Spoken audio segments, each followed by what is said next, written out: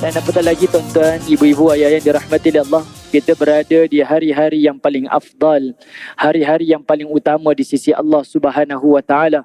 Seperti mana dalam riwayat Al-Bazzar, Nabi SAW menyebutkan afdalu ayyamid dunya, seafdal hari-hari di dunia ini ataupun semulia-mulia hari-hari di dunia ini, ayyamil ashar, iaitu 10 hari awal Zulhijjah.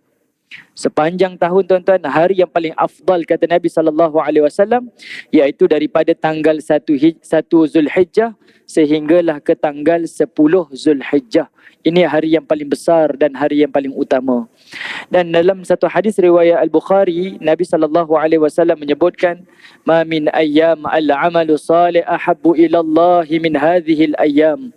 Tidak ada hari-hari yang paling Allah cintai amal-amal salih hamba-Nya melainkan pada hari-hari ini, yakni ayyamil ashar, iaitu pada 1 sehingga 10 Zulhijjah. Hari ini hari pertama tuan-tuan. Dah masuk dah malam yang kedua Zulhijjah. Mungkin seringkali kita dengar tuan-tuan dah diulang-ulang, tetapi inilah keterujaan bagi orang mukmin apabila dia bertemu dengan hari-hari yang utama di sisi Allah Ta'ala. Ini hari-hari yang istimewa tuan-tuan, hari-hari yang besar, hari-hari yang mesti kita cerita dan berulang-ulang. Sebab itulah tanda kegembiraan orang mukmin. Kerana apa tuan-tuan? Segala amal kebaikan yang dilakukan dalam tempoh ini semuanya mengundang kecintaan Allah kepada kita. Kita duduk dalam majlis ilmu pada 10 awal Zulhijjah tuan-tuan, lebih dicintai oleh Allah berbanding kita duduk dalam majlis ilmu pada waktu yang lain. Kita membaca Al-Quran di dalam tempoh 10 awal Zulhijjah lebih Allah cintai daripada kita mengaji Quran pada waktu-waktu yang lain.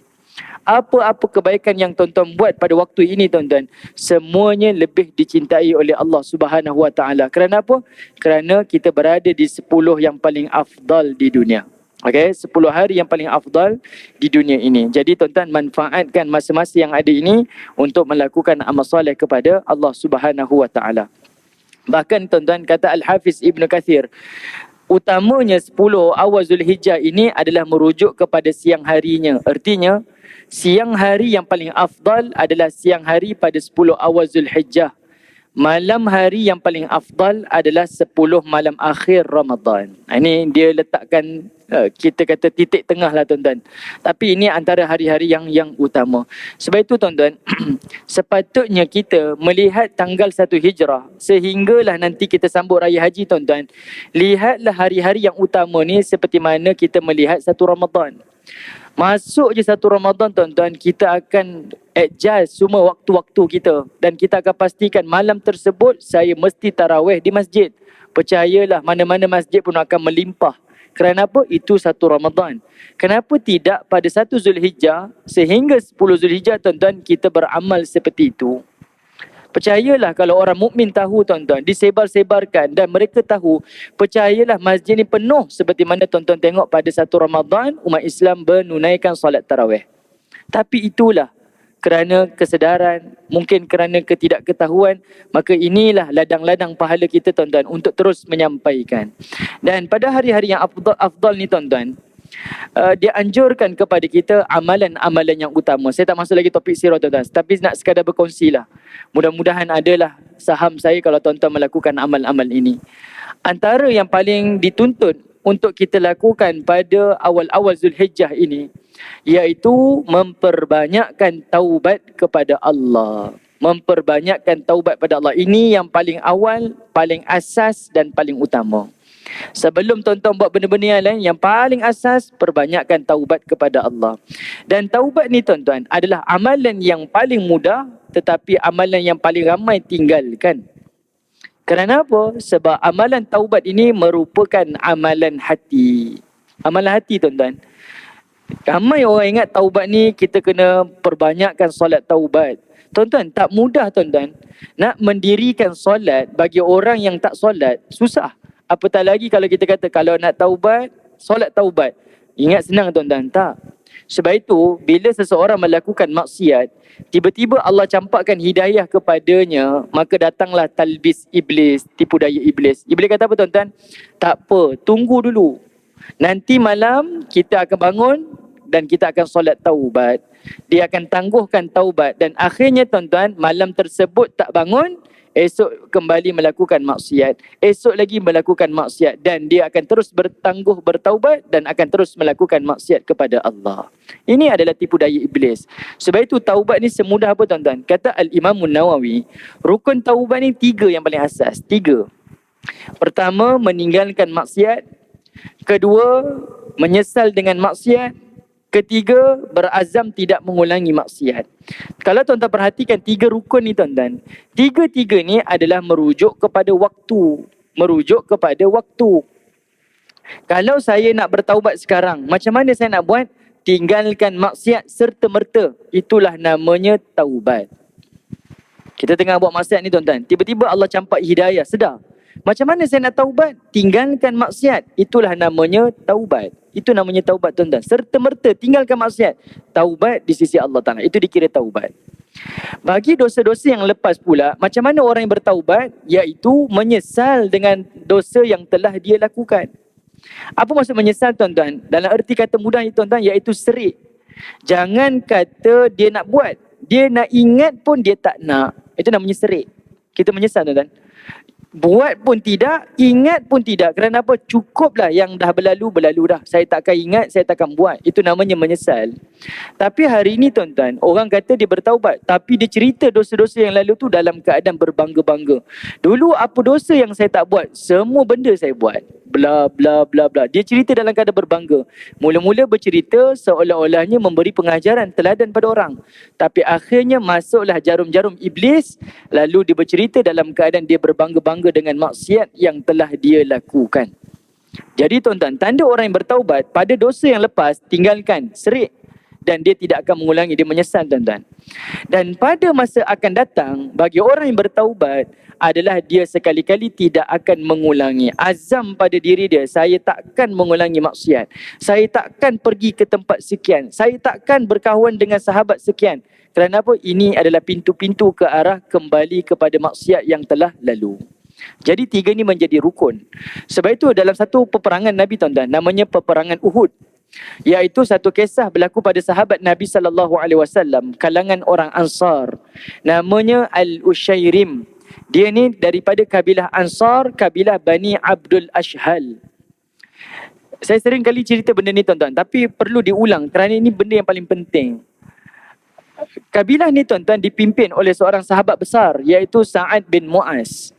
Bila Sa'ad bin Mu'az ni dia masuk Islam di tangan Mus'ab bin Umair, dia kembali kepada kaum dia. Dia kata, wahai ya masyarul qaum, dia kata, wahai kaumku, apa pandangan kamu tentang aku? Kata kabilah Bani Abdul Ashhal, kamu adalah pemerintah kami, kamu adalah pemimpin kami.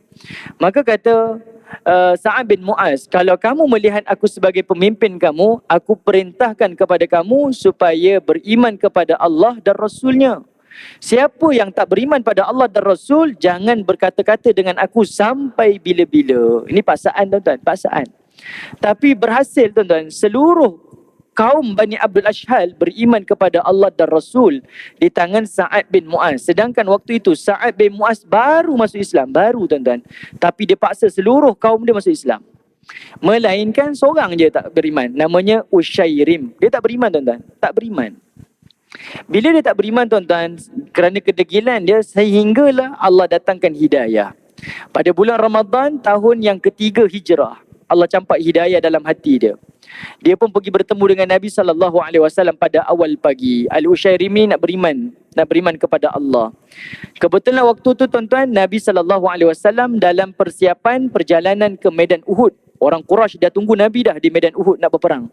Nabi bertolak tuan-tuan. Jadi Ushairim datang nak beriman. Nabi pun Islamkan dia. Dia beriman pagi tuan-tuan, selepas waktu subuh. Subuh dah habis dah, dia beriman. Kemudian Nabi ajak, dia pun bertolak dengan Nabi SAW. Pergilah menyertai peperangan, jadi tentera Islam. Sampai ke medan Uhud, dia pun berperang tuan-tuan. Dan takdir Allah, dia syahid pada waktu tersebut. Sekitar waktu duha tuan-tuan. Pagi tu juga dia meninggal. Dia beriman selepas subuh, dia syahid sebelum zuhur. Dan ketika dia meninggal dunia tuan-tuan, syahid dalam peperangan, sahabat-sahabat Nabi tanya pada Nabi, bagaimana kita nak uruskan jenazah Ushairim ni? Macam mana nak uruskan? Lalu kata Nabi SAW, inilah orang yang paling sedikit amalnya tetapi paling banyak mendapat kebaikan daripada Allah.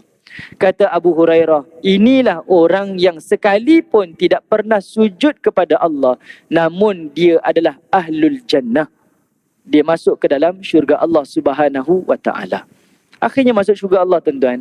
Dan itu menunjukkan kepada kita, taubat ini adalah amalan hati kita dan amalan perbuatan kita, tuan-tuan. Dia tetapi tak terikat semestinya kena solat. Kalau tuan-tuan solat, itu bonus, tuan-tuan. Tuan-tuan istighfar, itu bonus, tuan-tuan. Tetapi yang lebihnya 3 rukun yang saya sebutkan tadi, inilah namanya taubat. Ini perkara yang paling asas sebelum dalam kita menghidupkan 10 awal Zulhijjah ini. Baik, kemudian tuan-tuan, amalan yang kedua yang utama pada 10 awal Zulhijjah ini, mendamaikan ahli keluarga kita. Mendamaikan ahli keluarga kita. Ambil kesempatan Zulhijjah ni, tuan-tuan, untuk damaikan ahli keluarga kita yang bertengkar dan berbeza pandangan, tuan-tuan, bergaduh dan sebagainya. Antara yang tuan-tuan boleh buat, kita cadangkan, ambil 1 ekor lembu, kita buat korban, bahagikan 7 ni, setiap bahagian ni, tuan-tuan, kita cadangkan. Ini semuanya untuk ahli keluarga. Abang yang ambil bahagian pertama, yang kedua ambil bahagian kedua pula. Buat macam tu, tuan-tuan. Jadi tuan-tuan jumpa dengan saudara kita yang bergaduh ni, cakap, tahun ni kita nak buat korban. Ni 1 lembu ni untuk seluruh ahli keluarga. Ambil bahagian. Jadi saya cadanglah buat. Dia pun buat, tuan-tuan. Dia pun letak nama. Jumpa pula orang yang dia bertelingkah tu. Dan kita bagi tahu dia, ini lembu ni untuk ahli keluarga kita. Kalau ada rezeki, ambil bahagian. Dia pun ambil bahagian. Tapi bagi tahu, dalam bahagian ni juga ada abang yang ini, ada abang yang ini, yang dia bertelingkah tu, tuan-tuan. Mudah-mudahan, tuan-tuan, Allah datangkan dan turunkan rahmah kepada keluarga kita. Macam mana? Bila nak melaksanakan ibadah korban, afdal untuk peserta tengok darah korban tu disembelih. Maka waktu tu, tuan-tuan, waktu tu kebetulan dia pun bertemu, mungkin dia pun melapah sama, mungkin dia pun mengagih sama, makan bersama. Akhirnya kita doa kepada Allah, mudah-mudahan dia boleh berbaik-baik semula. Ambil kesempatan ini, kita jadi orang tengah, tuan-tuan. Sebab itu agama kita mengajar, tuan-tuan, dalam hal ini kita dikecualikan walaupun sampai tahap berbohong, tapi tak dikira sebagai berbohong. Kerana apa? Untuk mendamaikan 2 orang yang berseteru ni. Kalau dia bergaduh, tuan-tuan, kita boleh berbohong dan tak dikira sebagai bohong. Tapi bohong ni, tuan-tuan, jangan sampai kelentong habis, tuan-tuan. Bohong ni macam mana?